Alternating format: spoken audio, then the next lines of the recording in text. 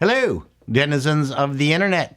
Your former network executive, very late reaction to the Star Wars Celebration fan show that Disney put on back in April.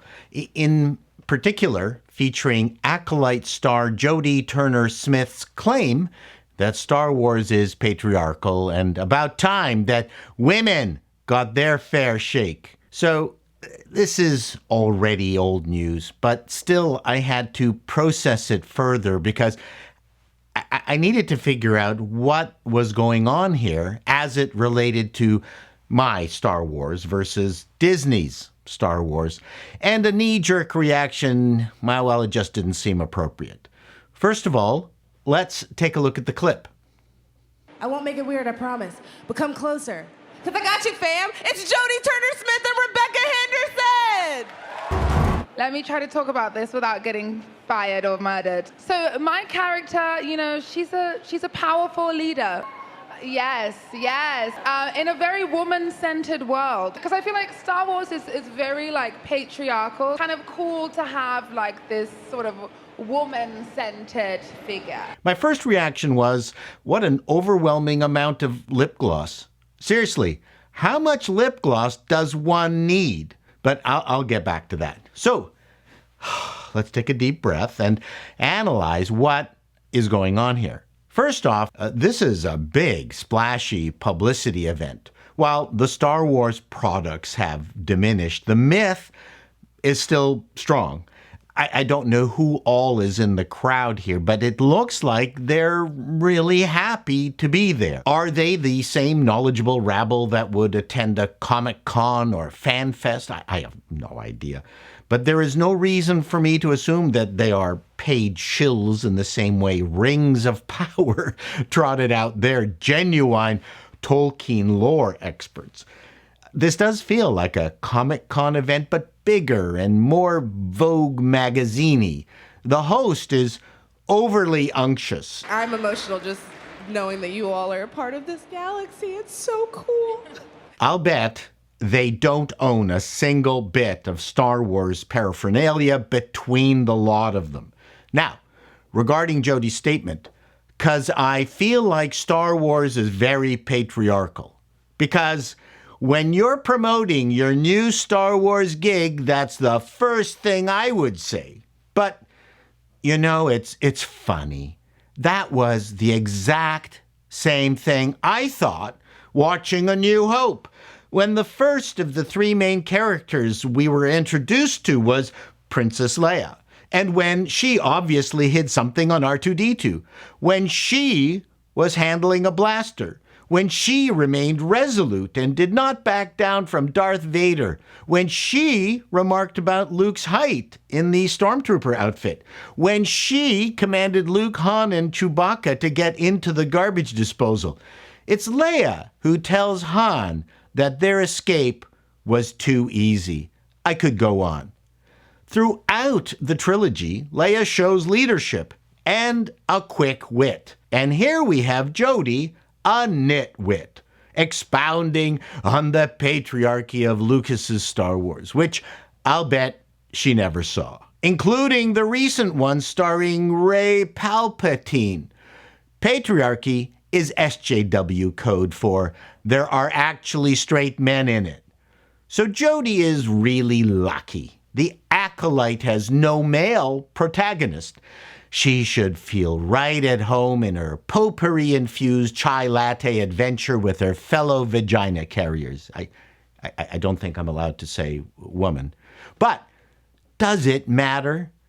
Is complaining about what Star Wars has become way past its best before date? I mean, just look at these two. Guys on this stage would not have blinged up this way. We'd have arrived in the clothes we slept in. Lucas always looked like he shopped at the Salvation Army. We don't care about this. Women do.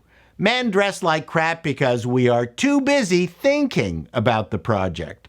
Women dress like this because they are too busy thinking about themselves. As per Ethan from Comic Artist Pro Secrets, when boys play with a bat Batman figure, they believe they are Batman. When a girl plays with a Batman figure, Batman becomes the girl. Girls will put a dress on Batman and invite it to tea. Not that women can't write comic books or do superhero movies, but so far most of the recent comic and movie properties that women have been in charge of have crashed and burned.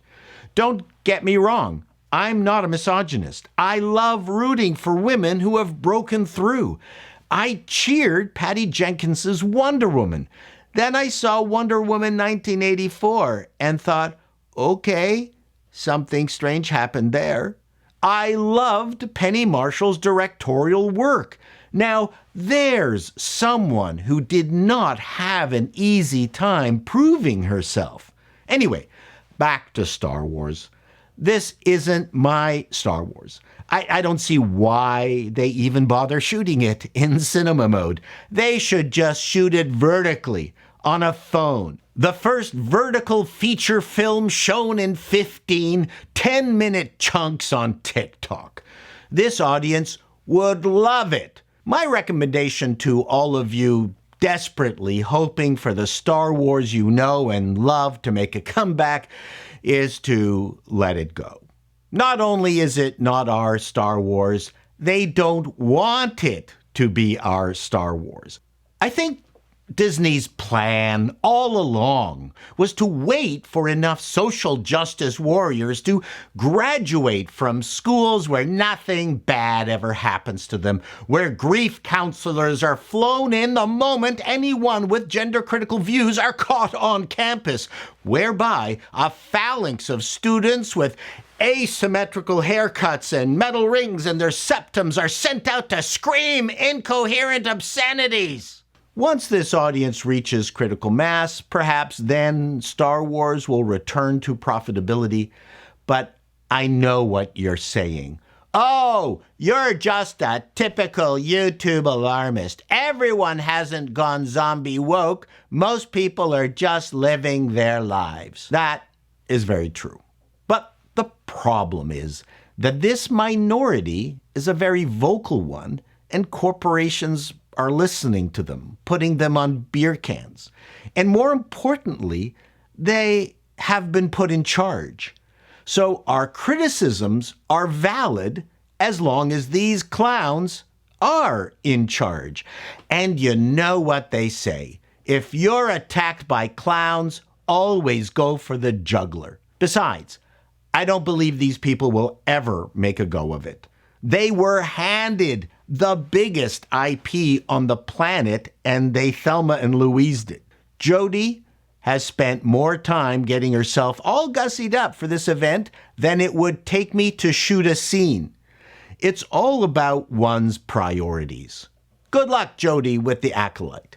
I love the OTA earrings. Till next time, denizens, be seeing you.